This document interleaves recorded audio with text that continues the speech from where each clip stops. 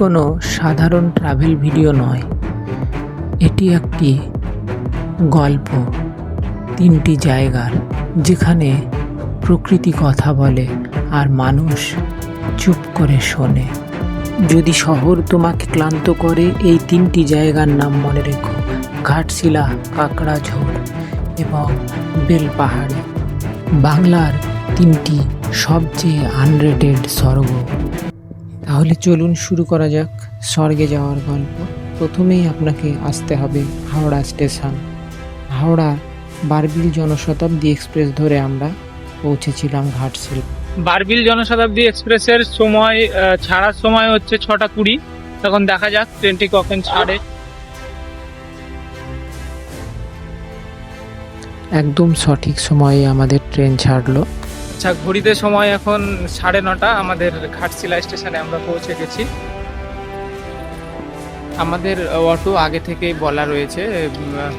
আমাদের যে হোটেলে আমরা থাকছি সেটা হচ্ছে মাহাতো গেস্ট হাউস, সেখান থেকে আমাদের অটো পাঠিয়ে দিয়েছে। টোটাল অটোতে কত নিচ্ছে সাইট সিইং নিয়ে সমস্ত কিছু আপনাদের ডেসক্রিপশানে আমরা লিখে দেবো। অটোয় উঠে বসলাম। প্রকৃতি এত নীরব, ভাবতেও পারিনি যে এই প্রকৃতি দেখেই আমি একদিন আজ আপনাদের এই গল্প শোনাবো।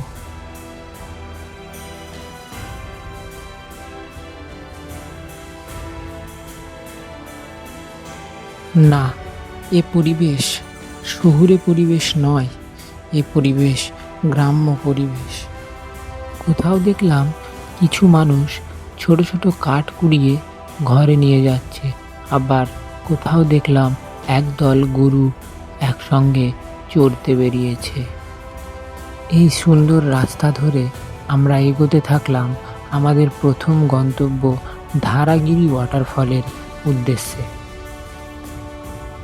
এই জায়গাটি হলো ধারাগিরি যাওয়ার পথে একটা জায়গা। এই দৃশ্যগুলো খুব সুন্দর লাগলো বলে আমরা দাদাকে বলে দাঁড়িয়ে এই জায়গাগুলোর একটু আপনাদের দেখানোর জন্য।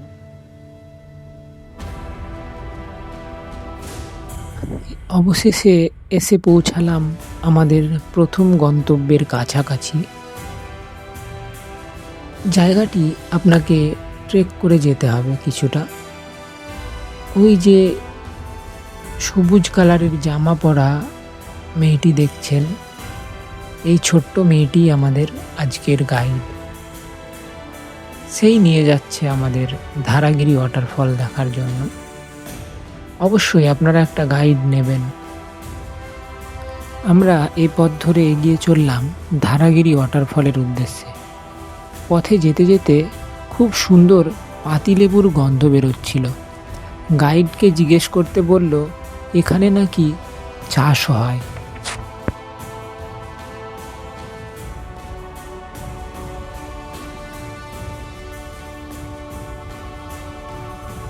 অনেকক্ষণ ট্রেক করার পরে আশা করি আপনাদের একটু খিদে পাবে। এখানে দোকান আছে, দোকানে কিছু খেয়ে নেবেন। ধারাগিরি ওয়াটারফল দেখে আমরা পরবর্তী গন্তব্যে এসে পৌঁছালাম, যেটা হলো বুরুডি লেক।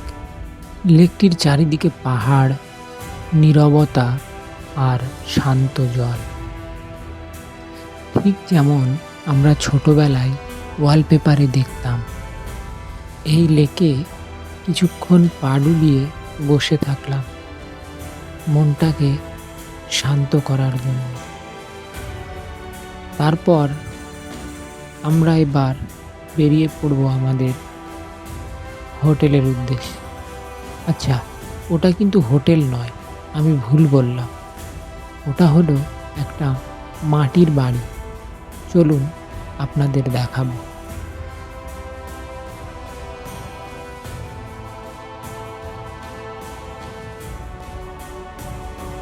এটাই হলো কাকড়াঝোড়ের মাহাতো হোমস্টে।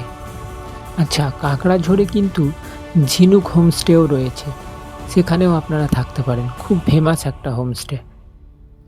আমরা দুপুরে হোমস্টেতে পৌঁছে গেছিলাম। খাবার খেয়ে ভাবলাম একটু ঘুরতে বেরোবো, সেই উদ্দেশ্যেই বেরিয়ে পড়লাম। গ্রামটি একটু পায়ে হেঁটে ঘুরে দেখব ভাবলাম। কিছুটা এগিয়ে গিয়ে দেখলাম এরকম একটা সুন্দর নদী বয়ে যাচ্ছে।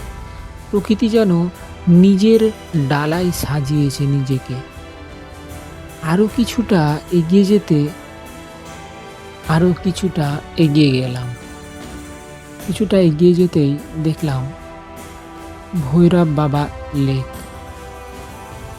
পাশে একটা ছোট্ট জঙ্গল, তার পাশেই রয়েছে এই রকম সুন্দর লেকটি। এই জায়গাটিকেই ভৈরব বাবা লেক বলছেন ওখানকার স্থানীয়রা। এখানে আপনি বিকেলটা আরামসে কাটিয়ে দিতে পারবেন। এত সুন্দর মনোরম পরিবেশ, আপনার ওখান থেকে আসতে ইচ্ছা করবে না। এখানেও কিছুটা সময় কাটালাম, তারপর ফিরে গেলাম হোমস্টেতে। ফিরে যেতেই দেখি চায়ের বন্দোবস্ত। রাত্রিবেলায় খাবার খেয়ে চুপটি করে ঘুমিয়ে পড়লাম। পরদিন সকালে ব্রেকফাস্টটি সেরে নিলাম হোমস্টে থেকেই। বলে রাখা ভালো, হোমস্টেতে আমাদের 950 টাকা নিয়েছিল পার হেড। আজকে আমরা বেলপাহাড়ির দিকটায় সাইট সিইংয়ে বেরোবো। রাস্তায় যেতে যেতে এমন শ্যাপলা ফুল ফুটে উঠতে দেখলাম। দেখে মনটা আর মানল না, তাই নেমে একটু ভিডিও শ্যুট করে নিলাম। আমরা দ্বিতীয় দিনের প্রথম গন্তব্যে পৌঁছালাম, যেটি হলো কেতকি লেক। লেকটি চারিদিকে পাহাড় দিয়ে ঘেরা। এখন আমরা আছি কেতকি লেক। জায়গাটি খুব অপরূপ সুন্দর। একবার দেখুন, চারিদিকে পাহাড়, মাঝখানে লেকটি রয়েছে।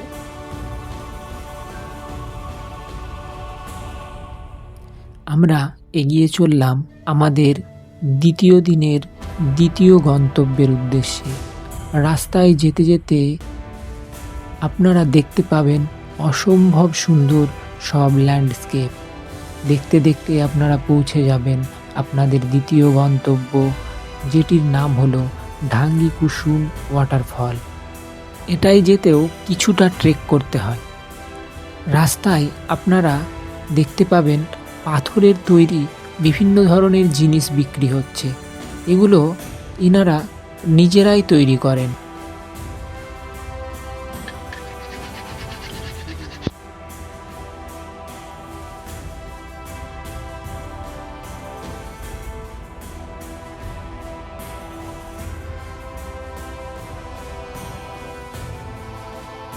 এবারে আমরা এসে পৌঁছেছি ঢাঙ্গি কুসুম ওয়াটারফলের কাছে। এটা অ্যাকচুয়ালি ওয়াটারফলটা নয়, ওয়াটারফলটা অ্যাকচুয়ালি এখান থেকে নিচে নেমে যাচ্ছে। আপনাদের দেখাই সামনেরটা, এইটা হচ্ছে এটার উৎস। ওয়াটারফলটা নিচে আছে। ওয়াটারফলটা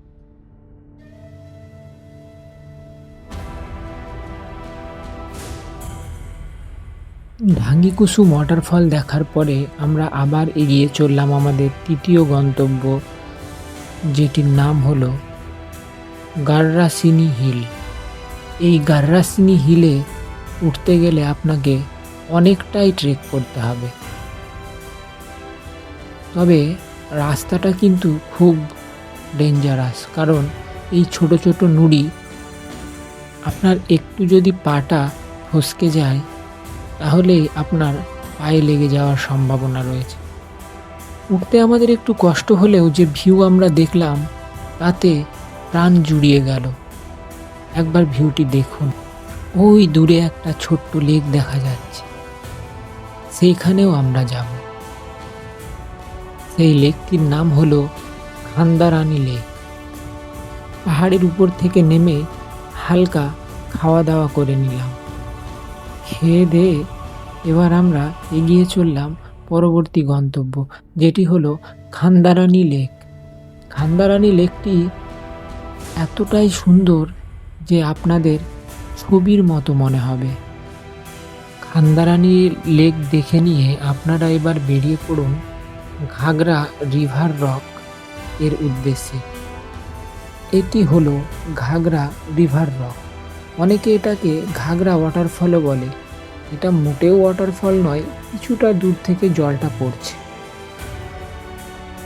তবে জায়গাটি অপরূপ সুন্দর।